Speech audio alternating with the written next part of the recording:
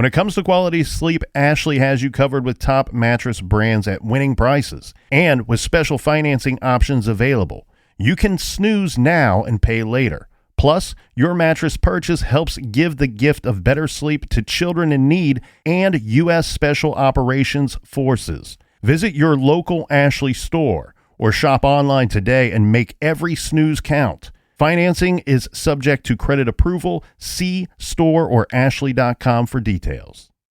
Rosetta Stone is the language learning program with a lasting impact. I've been using their app to learn French, and it's not just about memorizing words, but actually having real conversations. And it's not just French. They offer 25 languages. Right now, Rosetta Stone has an awesome holiday deal, 50% off their lifetime membership. Every language, unlimited access forever. For anyone keen on diving deep into a new language, check out rosettastone.com. It's a game changer.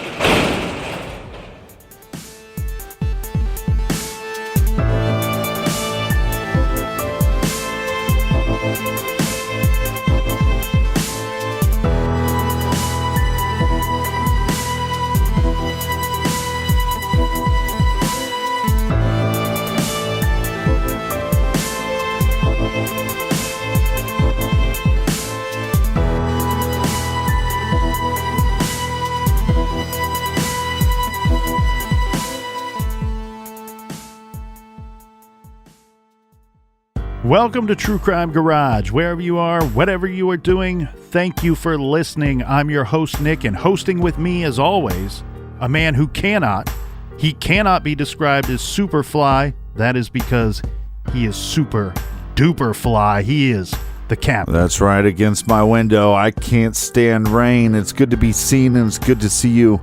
Thanks for listening. Thanks for telling a friend.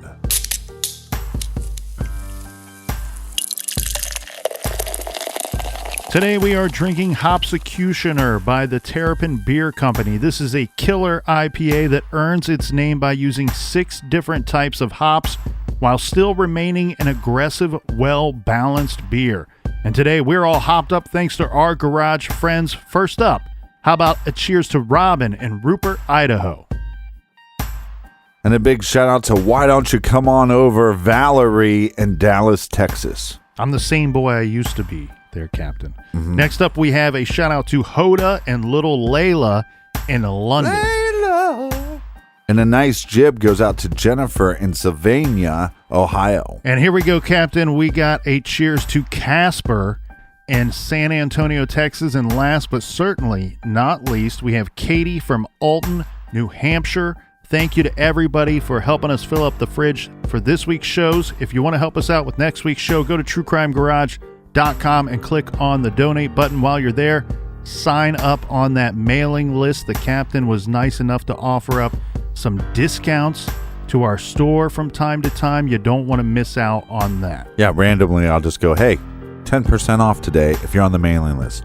Or, hey, 20% off all week if you're on the mailing list. But if not, you snooze, you lose. But while you're at the website, if you're looking for any of the music for the show, we have a new tab. Just click on music, and we have a bunch of the songs, the theme songs, and the bumper music, if you will, for the show at True Crime Garage. And that's enough of the business. All right, everybody, gather around, grab a chair, grab a beer. Let's talk some true crime.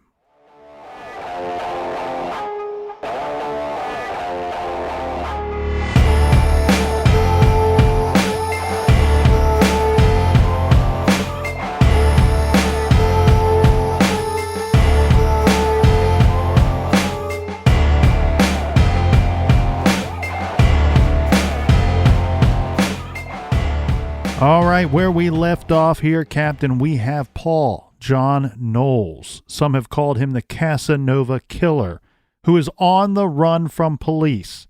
He escaped from his detention cell, and he's been on the run ever since. That was in late July. Where we left off, we were through the month of October, and in early November, Knowles met British journalist Sandy Fox in Atlanta, Georgia. Eventually, the two parted ways. But Knowles picked up an acquaintance of Fox's, this is Susan McKenzie, and demanded sex from her at gunpoint. She escaped and notified police of this attack. On November 14th, Paul John Knowles was in West Palm Beach, Florida, and the police were on to him. In fact, he was stopped by an officer. However, Knowles pointed a shotgun at the officer. The officer dove behind his police vehicle, and Knowles sped off. By now, he needed to ditch the Chevy Impala, as the vehicle description was what prompted the officer to stop Knowles. We have this woman, Susan McKenzie, who thankfully gets away from Knowles, tells police about the attack, gives a description of Knowles.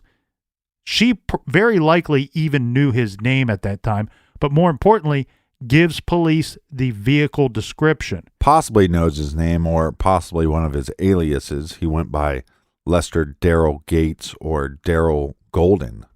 That's interesting, and that's a good point there too, Captain, because this Susan McKenzie, as we said, was an acquaintance of Sandy Fox. And Sandy Fox has always said that Knowles introduced himself to her as Darrell Golden. The key here is But hold on a second. You get to pick a name, and that's what you're picking? My name is Darrell Golden. Yeah. I mean, I don't know. I don't know why he came up with that name. It doesn't appear that he has a victim out there that he would have had credit cards belonging to that name or anything that would help him along his way. It might be like a literary term or name that we don't know. Be interesting if anybody had some further thoughts on that. But what we have here is that Knowles has to get rid of this Chevy Impala, because that is what is stopping him from fleeing the area. He's going to keep running into trouble with the police if he continues to drive this vehicle around. What he does, desperate for another vehicle to flee the area, Knowles breaks into the home of 31-year-old Barbara Tucker. There were 3 people in the house at the time that he broke in. He ties 2 of them up, and then he kidnaps Barbara Tucker at gunpoint. He robs the house, and he drives off with her and her Volkswagen. Right, but here's what the problem with these spree killers is because they're killing to get to their next location or to keep running, they have to keep leaving evidence behind. So now he has a new vehicle and new victims, but he's leaving the old vehicle behind. It's the old trail of breadcrumbs.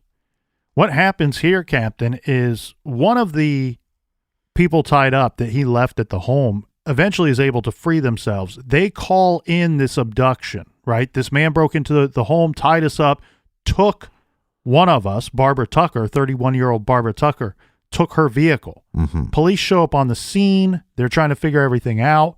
One of the first things that they notice is that Chevy Impala is parked near Barbara Tucker's place. This was William Bates's Chevy Impala from Ohio. Right. So the terrifying thing here is police aren't going into this going, we don't know what happened. They're going, holy shit, we know what happened. We know who's responsible for this. This is a very dangerous man. There's a killer on the road, and we know that because he keeps dumping these homicide victims or missing persons victims' vehicles along the way when he snatches somebody else and takes their vehicle. Right, so they know what he's capable of. I mean, I'm sure, like you said, these devastating crime scenes where it looks like an animal went through or a man possessed, I'm sure those rumors are getting around to law enforcement. So not only is he a dangerous man, but this guy could turn into a psycho pretty quickly. The other thing, too, is he doesn't appear to be afraid of law enforcement. We know that Even at a young age, he abducted an officer at gunpoint. We know he escaped from a jail cell after he was picked up on getting in that bar fight.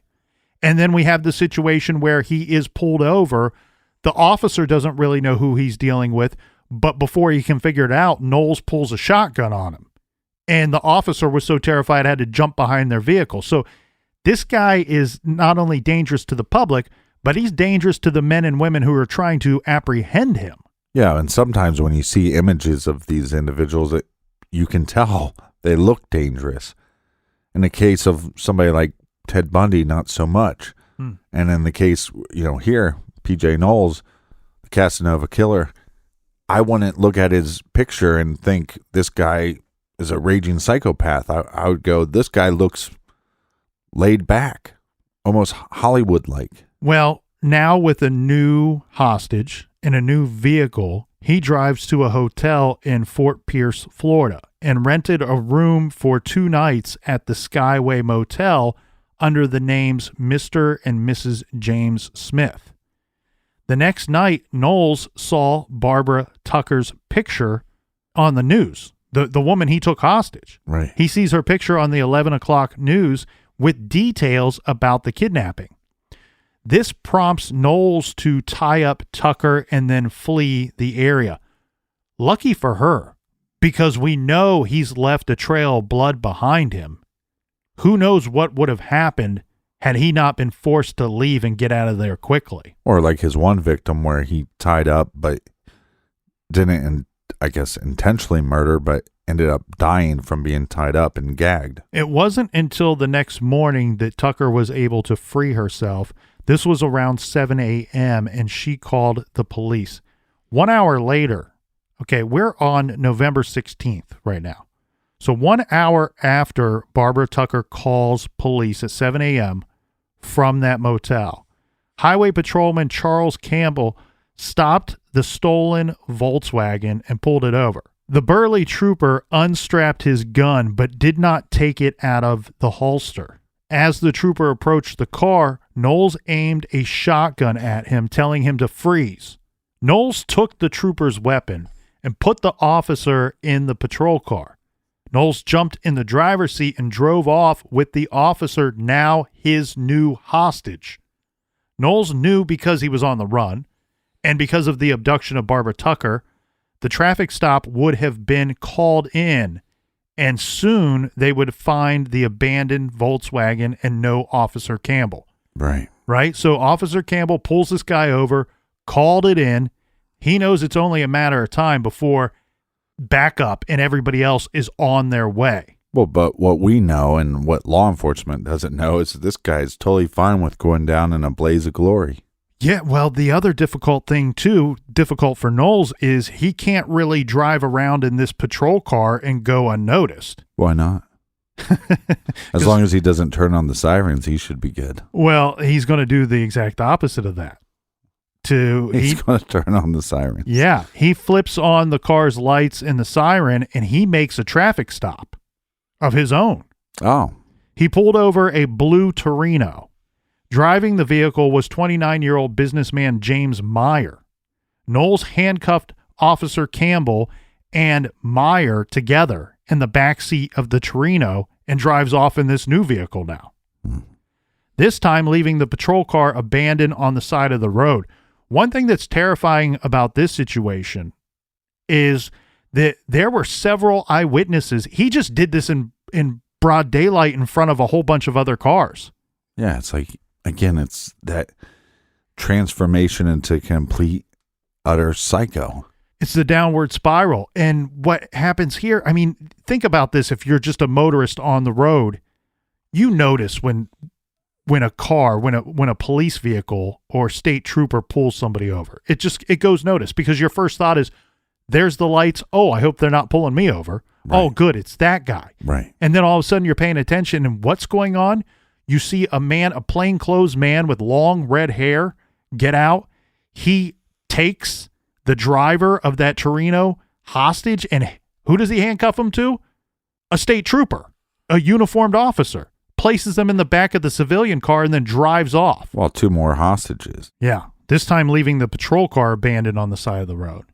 Knowles eventually turned onto a dirt road. This is about 20 miles south of Macon, Georgia. There he pulled the 2 hostages out from the back seat, and at gunpoint he walked them deep into the woods. He sat them down at a tree which he selected at random, and he shot each of them at very close range in the back of the head. Yeah. Sadly, James Meyer was just 29 years old, and he was returning home to his family in Delaware from a Florida business trip. He was killed, And then a hero, just doing his everyday job to serve and protect, Trooper Charles Eugene Campbell of the Florida State Patrol was killed as well. End of watch, November 16th, 1974. The two captives were shot in an act of senseless, cowardice, cold-blooded murder with Officer Campbell's service weapon. Knowles once again took off. Police all over the area were setting up roadblocks. About 24 hours later, Knowles attempted to crash through one of these roadblocks, but when doing so, he crashed into a tree. He jumped out of the vehicle, firing shots at the officers, and the officers returned fire as Knowles fled on foot. One of the officers, however, managed to shoot Knowles in the leg, but regardless, Knowles got away. Bloodied, Knowles ran from police deeper and deeper into the woods. Well, at least they hit him, because I think that's at least if you can hit him on some level that he's injured, he's going to have to get help at some point. Well, and luckily he didn't end up shooting any of these officers right while he's running from the area. Eventually, Knowles was cornered. This was the following day by 27-year-old former Vietnam War veteran and hospital maintenance worker David Clark. He's armed with a shotgun, and there's a couple different stories for this, and I always find this interesting, especially when you go back to these older news stories. I mean, we're sitting here talking about stories from 1974. Right. When something later becomes headline news, none of these previous stories were headline news. It's always interesting to me how then later you get a couple different versions come out. And you don't know if maybe they're putting a little lipstick on the pig, dressing the story up a little bit, making it sound a little more theatrical, a little more Hollywood. But the two stories that vary here, Captain, is one that this man was David Clark, that he was out hunting and he came across Knowles and recognized him and understood, hey, I got to take this guy in. The other story is that that he stumbled onto a nearby farm, somebody else's farm, and this David Clark came across him there. Right. Regardless of what the story is, the one that I tend to believe, and I'm going to roll with here because I think it would make for a better part in our little garage story that we're telling here. David Clark comes across Knowles, and for whatever reason, Knowles gives up, which is something we've not seen him do yet, but this David Clark manages to get him under control and walks him to the nearest home that he can find. This is not going to be a short walk either, because according to most of the stories, Knowles is out in the middle of the woods somewhere. Again, well, that's why I go back to the injury. How bad is that leg injured? I don't know, because it seems like Knowles was making pretty good time, that he was making a pretty good pace for himself along the way, because what we would later be told, the short of it is Clark takes him to this nearby house where a phone call is made to the police, and eventually Knowles is apprehended by police in that manner. They state that Knowles was outside of the perimeter established for the manhunt, and it would be very likely that Knowles would have escaped and that he would have been on the run after this. Yeah, but he still has a bullet if it were in his not for leg. the actions of the local citizens there. I don't know for certain if there was a bullet in his leg. I mean, you can get grazed. I don't have a good description of the injury suffered by Knowles, but based off of everything we know that he did along the way, you hope he was hurting as bad as possible. Well, yeah, and it's, I think, surprising. They know that this guy, they know Knowles is one, a fugitive, but on top of that, we know he killed two men for certain, and one is a police officer. So the fact that they didn't just, instead of picking him up, they just didn't put one in his head right away. Judge, jury, done. Yeah, so we're going to have Knowles sitting in a jail cell for about a month, okay? This guy now is big news. He's headlines now. because now we have this guy that was on the run, fugitive on the run. We know he's killed several people along the way. When they were bringing him in, there were people lining up on the sides of the streets who just wanted to get a look at this guy. They wanted to see him transported from the vehicle into the jail. Well, while he's sitting in jail, we have Sheriff Earl Lee, who says that he asked Paul John Knowles how many people he had killed while he was out on the run. And Knowles said, "Do you know how old I was when society put me in prison?" Lee says, "I'm guessing you were 17 or 18. And Knowles replies, 18. And then he wrote the number 18 in the palm of his left hand and held it up to show the sheriff. Mm-hmm. Knowles wrote the name of 7 states: Georgia, Florida, Ohio, Connecticut, Texas, Virginia, and Mississippi, in which he claimed to have killed people. When he was being held, he was being charged with 7 murders, 2 in Florida, 1 in Ohio, and 4 in Georgia." Sheriff Lee would go on to say that he believed that that was Knowles' way of telling him, "Hey, I killed 18 people," by writing that on the palm of his hand and asking the question, "Do you know how old I was when society decided to lock me up?"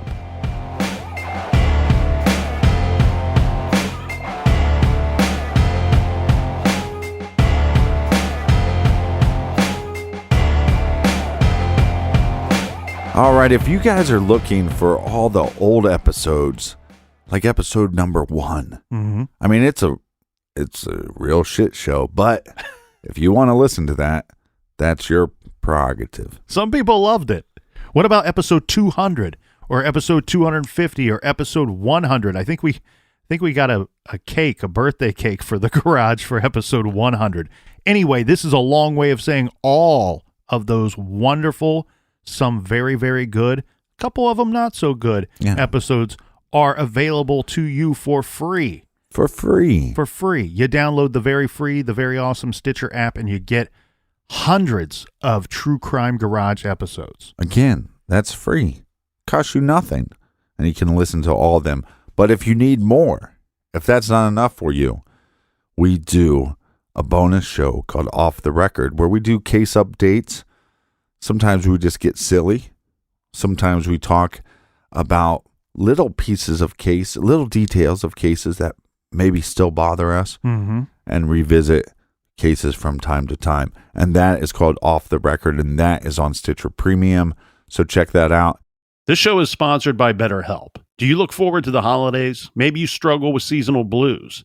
This time of year can be a lot, and it's natural to feel some sadness or even anxiety about it. But adding something new and positive to your life can counteract some of those feelings. Therapy can be a bright spot, something to look forward to make you feel grounded, and to give you the tools to manage everything going on.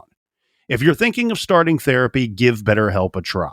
It's entirely online, designed to be convenient, flexible, and suited to your schedule. Just fill out a brief questionnaire to get matched with a licensed therapist, and switch therapists at any time for no additional charge. Find your bright spot this season with BetterHelp. Visit BetterHelp.com/garage today to get 10% off your first month. That's BetterHelp, HELP.com/garage. Dreaming of overseas adventures or connecting more deeply with family from afar? Rosetta Stone bridges the language gap. I've tried others, but Rosetta Stone's immersive lessons and voice feedback technology are game changers. Dive into 25 languages by learning intuitively, just like when you were a kid. And here's the holiday sparkle. Grab a lifetime membership now and save 50%. Gift yourself the world. Head to rosettastone.com now and save 50%. At Consumer Cellular, you get the same exact coverage as the largest carriers, but for up to half the cost. Same thing, up to half the cost. Up to half the cost for the same thing. 50% the money for 100% the same thing. I hope I'm making myself clear. Consumer Cellular. When freedom calls, we're here to answer. Call us at 1-888-FREEDOM. Half the cost savings based on cost of consumer cellular single-line 5GB data plan with unlimited talk and text compared to lowest cost single-line postpaid unlimited talk, text, and data plan offered by T-Mobile and Verizon May 2023. The best way to do it is just go to truecrimegarage.com and follow the Stitcher link.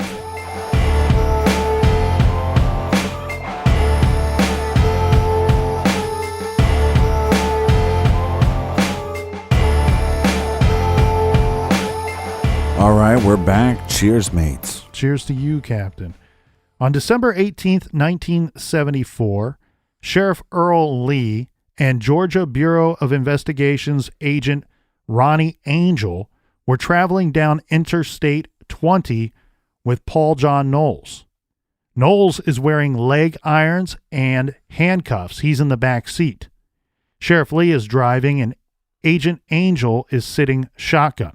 Their destination was Henry County, Georgia, where Knowles said he had dumped the handgun that he took off of Florida State Trooper Charles Campbell, the gun he used to kill both Campbell and the civilian Myers. Remember, he killed both of them in cold blood. Right. Somehow, Knowles managed to pick the lock while sitting in the back seat of this police car. He managed to pick the lock and slip out of the handcuffs, freeing his right hand. Immediately, Knowles went for Sheriff Lee's revolver. Lee is now wrestling with Knowles, trying desperately to not give up his gun and still trying to maintain the vehicle. Lee's gun goes off. Angel reacts almost immediately and fires 3 shots. Angel put 3 .38 caliber bullets into Paul John Knowles. 1 hit his left temple, 1 went into his chest, and 1 entered his back and exited under his left armpit. Knowles died on the scene. Law enforcement, of course, never recovered the slain state trooper's gun. Do you think this is possibly these officers taking the law into their own hands? He killed an officer. Mm-hmm. And I think it'd be real simple. We're going to transport him from one place to another place. We're going to make sure it's pretty easy for him to get out of his cuffs. Once he gets out of his cuffs, we'll shoot him and we'll say he went for your gun. Done and done. So if we are to believe all the stories we're told out of Georgia with the situation of Paul John Knowles, is the way that this story starts off is the 3 of them are traveling down the interstate because they're going to go and recover this gun that he used to kill 2 people along the way. Right. One of them being an officer. The thing is, we have Knowles who's sitting in a cell and he's talking. He's opening up. It's not too difficult for law enforcement or what would eventually be the prosecutors to put together a case against Knowles because you have a weird situation where you have a paper trail, that be it credit cards that were stolen from people that were killed, cars that were stolen from people that were killed and then dumped along the way. You have a paper trail, a blood trail, but they're really piecing everything together. When they're sitting back and looking at it, Captain, they're going, okay, well, we're charging him with 7 murders in, 3 different states? We suspect that he probably killed in 7 states. So how many victims does that put us at?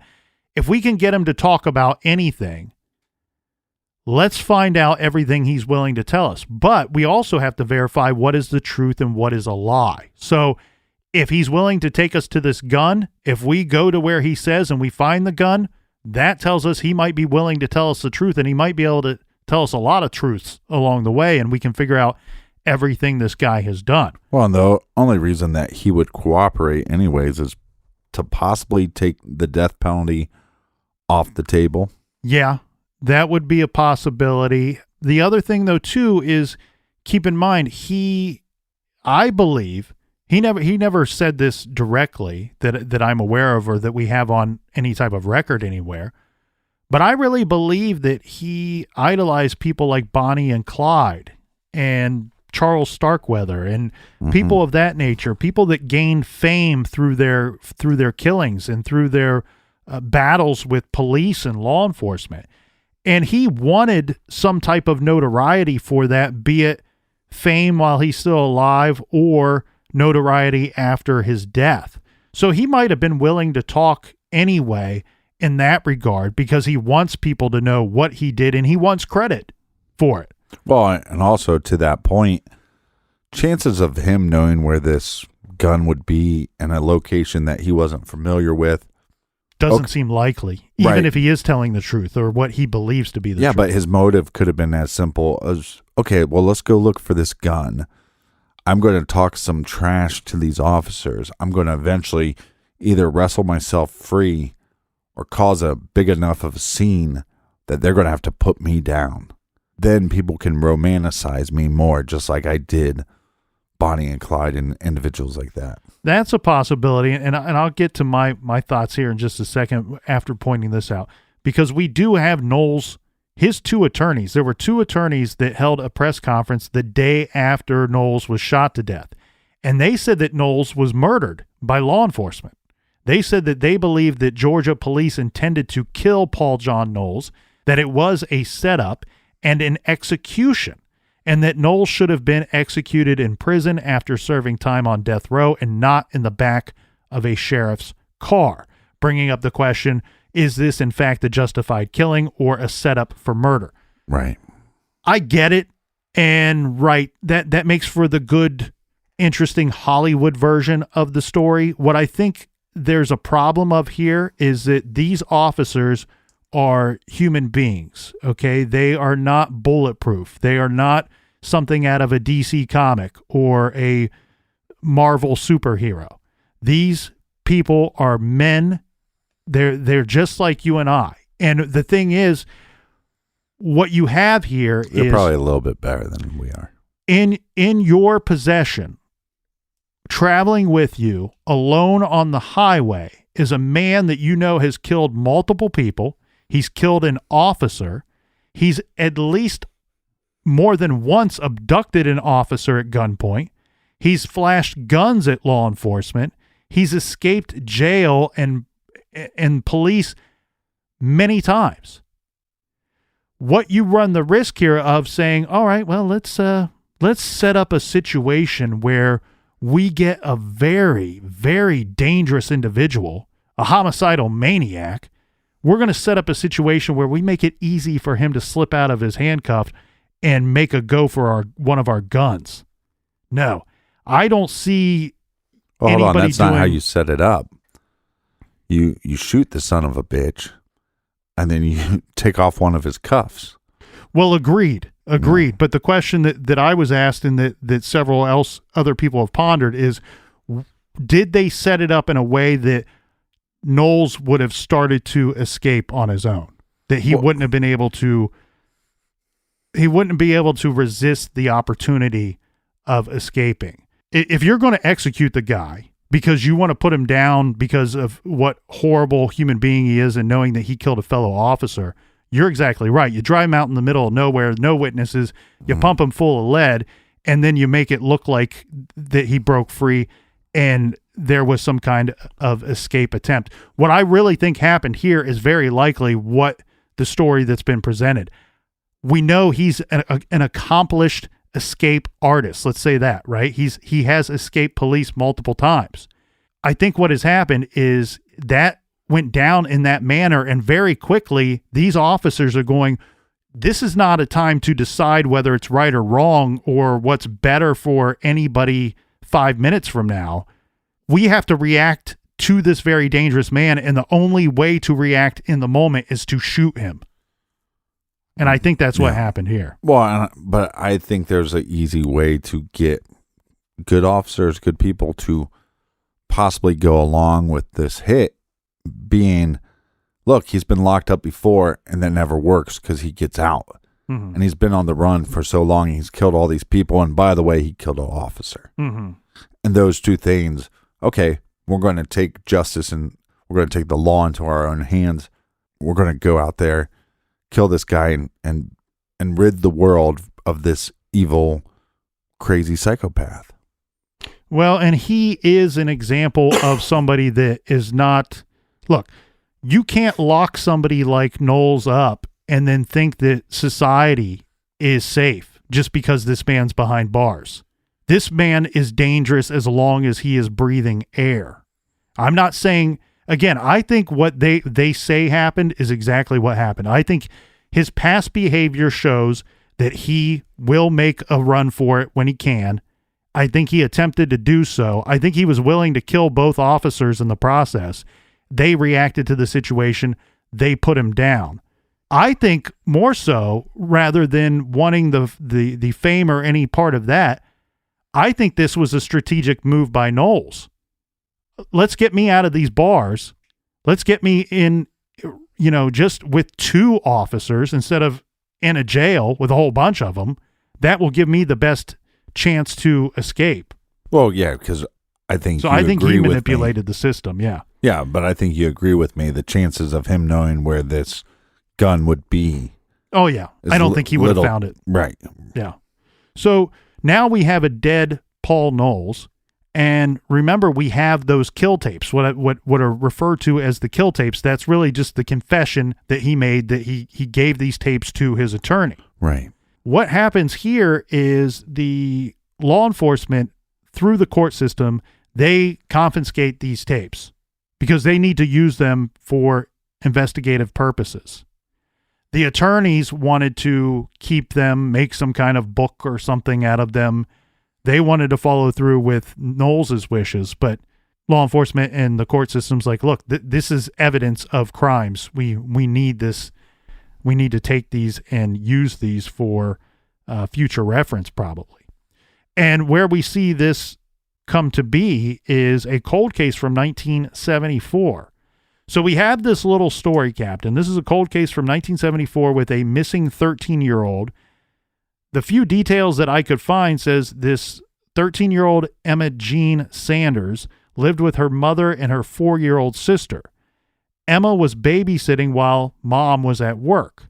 The little 4-year-old got angry when she was told to stay in the house, and she watched her older sister, Emma Jean, get into a van with a bunch of her friends. Emma Jean never returned. Over a year later, a very badly decomposed body was found in a wooded area near Macon, Georgia. This is in 1976 by this point, and these are skeletal remains found in Peach County. At the time, investigators, all they had was they knew the remains were of a young white female. Then, fast forward 34 years later, they get some DNA from Betty Wisecup, who is Emma Jean's mother. They do a comparison, and now they have a match. So 34 years later, 36 years after the child disappeared, the remains were identified and eventually returned to Emma Jean's mother after all this time. They had some answers, but not all of them. Then, 2 years after that, in December of 2012, using information found in Paul John Knowles' confessions, they were able to conclude that Paul John Knowles was the killer of Emma Jean. Knowles' confession says in August of 1974, he picked up a young female hitchhiker named Alma, so he had the name a little wrong. He took her to a wooded area outside of Macon, Georgia. This is near where her body was found almost 2 years later. Wow. He says he raped and strangled her and then left the body there. In another story, this is from the Charlie Project, charlieproject.org, if anybody wants to go there and do some snooping around. We have Lillian and Millette Anderson, who have been missing since August 1st, 1971, missing from Jacksonville, Florida. Both are classified as endangered missing.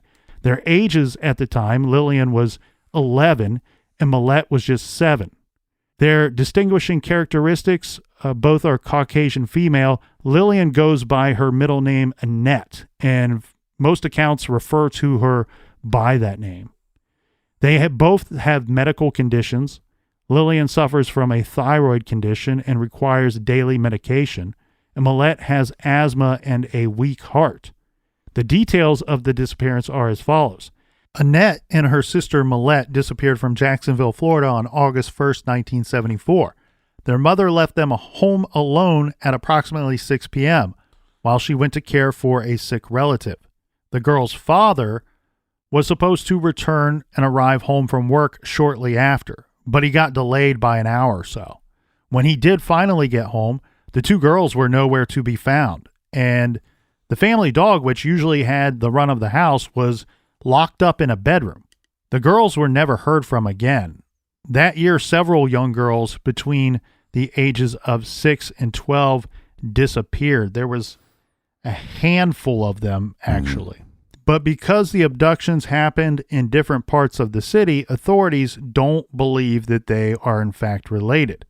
Investigators theorize Annette and Millette were killed by Paul John Knowles, a serial murderer who was killed by police later in 1974. And on the Charlie Project page for the two missing girls, we have a photo of Knowles that is featured there as well. And we talked about the tape recordings, the kill tapes. On these tapes, Knowles said he abducted two girls matching the general description of the Anderson sisters, killed them and buried them in a remote area at the west end of Commonwealth Avenue. So even though their cases remains unsolved, it's really believed that Knowles is responsible for the deaths of these two young girls as well. Again, we have this individual. Don't judge a book by a cover, because if I was going to cast this guy in a movie just based off of appearance, I go, oh, we got the cool, quiet guy in the corner, or possibly the stoner hippie type. That's what he looked like.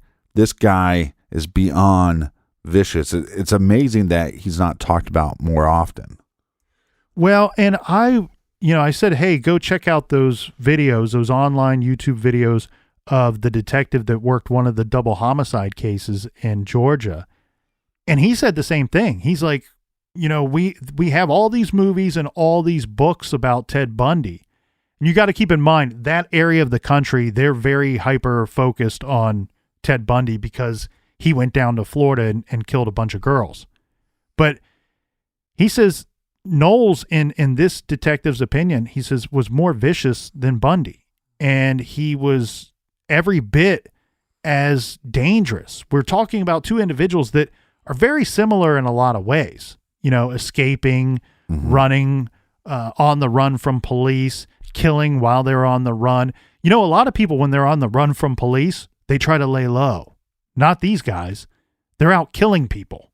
They're out making waves. They're out leaving a trail of blood along the way. I felt like running. We do have several books that were written about Knowles over the years. We have Sandy Fox's book, Killing Time, from 1977.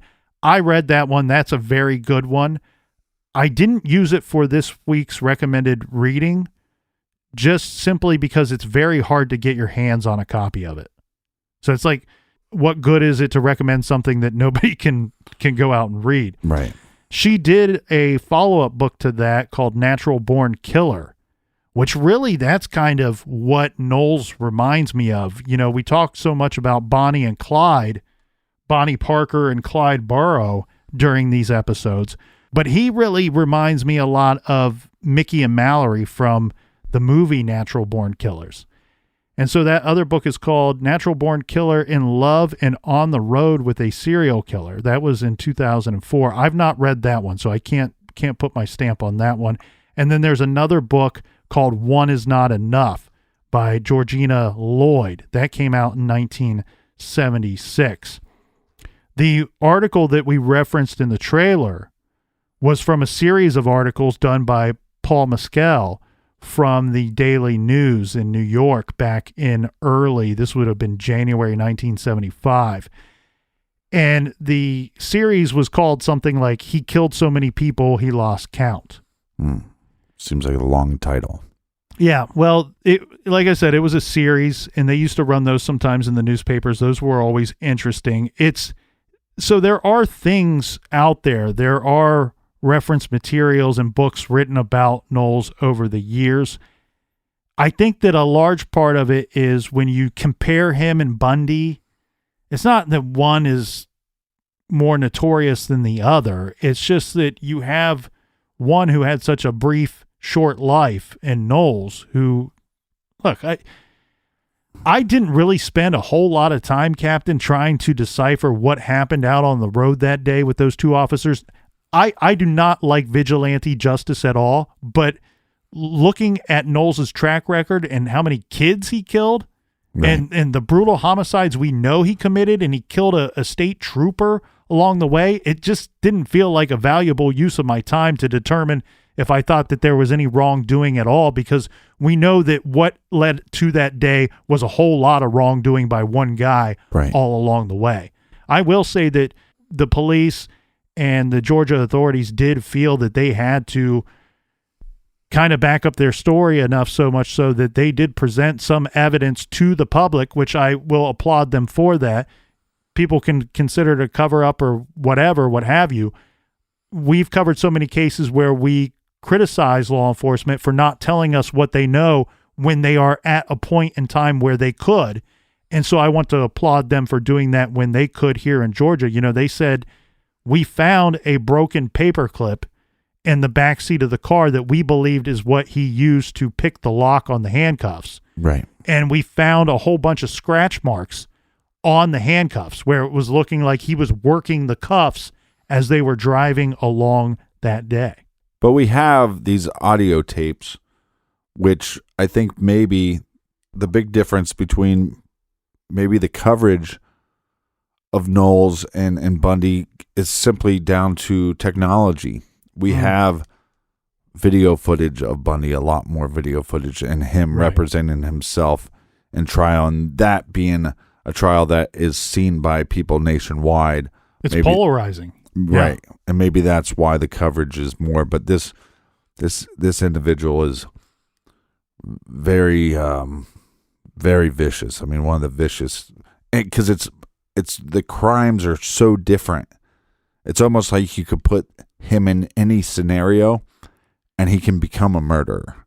Mm-hmm. Where some of these other killers, I mean, even Gacy and some of them, it's like they have to lure them back to their lair or get them in a vehicle or invade somebody's home. This guy's like, it doesn't matter how it goes down. It's going to go down.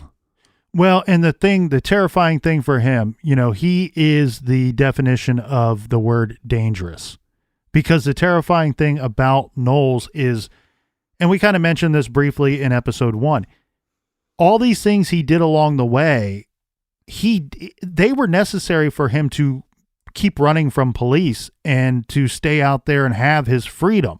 The stealing, the taking of cars, manipulating people, that was all very necessary. What was not necessary was the raping and killing that he added to the whole mix. He chose to kill all of those people. He was going to, it was no mystery who was committing a lot of these crimes along the way. All he was doing was making it worse for him once he finally got caught for this. So it just really shows what kind of a cold-blooded killer he truly, really was. And I think he fancied himself that. I think he almost felt like he was living out some kind of fantasy, or he was living in a Hollywood movie. You talked about the aliases that he used along the way, but there was a name that he liked to call himself, and he called himself Mad Dog Knowles. And I think that's a little bit of an insight into what he thought of himself. He thought of himself as an outlaw. He thought of himself as a dangerous man. Now, the New York Daily News referred to Paul John Knowles' cross-country killing spree as an odyssey of casual terror and blood. 18 to 35 possible victims murdered in cold blood. I don't know if there is a such thing as casual terror. An odyssey of casual terror and blood. I admire a great wordsmith, for I do not possess the ability to be one, just the ability to appreciate one. But I think an odyssey of casual terror and blood is way off the mark. I like what another writer said better, calling Knowles a kill-crazy monster. And then you go to the question of how many victims. He was charged with 7. There was thought that it could be 17. We have the sheriff who says Knowles was hinting at 18 victims. And then if you go by the kill tapes, that number goes all the way up to 35. Well, not to mention every state that he was in when he was on the run, anytime there was a missing teenager or younger female, he's possibly responsible for, or female hitchhiker. Yeah, so I won't go through all the cities or all the states because the list is very, very long. But what we have here in regards to Knowles is we have a paper trail, an extensive paper trail. When he killed William Bates in Ohio, he stole William Bates's credit cards. And along the way, he was charging food and gasoline in 37 different states using those credit cards. He was in 37 different states before they locked him up. And according to Detective James Josie, who worked one of the double homicide cases, he said that his department could track Knowles to 33 states and 54 cities. And it's of his belief that Knowles probably killed somebody in every one of those stops. So what is the correct number? What is the true number of victims here? We will very likely never, ever know. Now let's go back to Angela Samuel Kovic. She was the woman who hired the attorney to get Knowles paroled. And he goes out to California. He asks her to marry him. She says no. And after a handful of days, Knowles is back in Florida and he's getting ready to do a whole lot of bad things. Well, after he's captured, their correspondence picks up where it left off. And then shortly after he is killed, she is in the papers. She is in front of the cameras saying that she believes that he was set up, that he was executed in the back of a sheriff's car by law enforcement. She goes on to say, I would die for him, for love. And to that, I go, what? What are you talking about? Because you were with this man and you said, no, I don't want to marry you. No, I don't want to continue this relationship. So it seemed to me like maybe she likes the camera as much as Knowles did. Maybe she likes the notoriety or fame as much as he was seeking it. Angela Samuel Kovic was in charge of making the funeral arrangements for her one-time boyfriend, Paul John Knowles. At the funeral, only a dozen or two people attended the service. And at the funeral, the Baptist minister that was hired for the occasion refused to say, "May he rest in peace."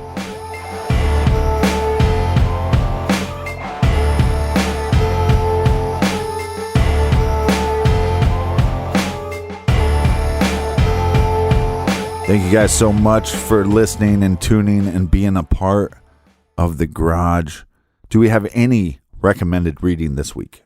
This week, I am so very proud that we are able to pay homage to one of my favorite FBI profilers, the late, great Mr. Roy Hazelwood.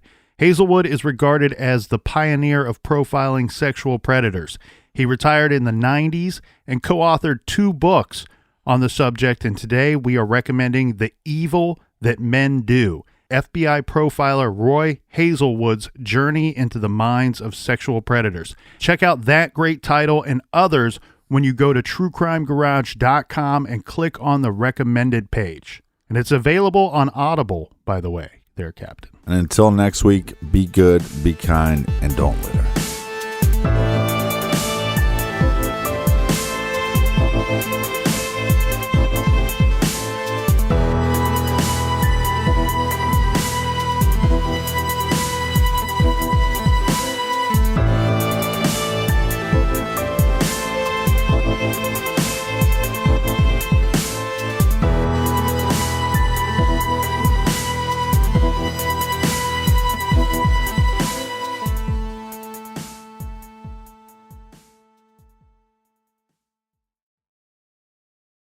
The Angie's List you know and trust is now Angie, and we're so much more than just a list. We still connect you with top local pros and show you ratings and reviews, but now we also let you compare upfront prices on hundreds of projects and book a service instantly.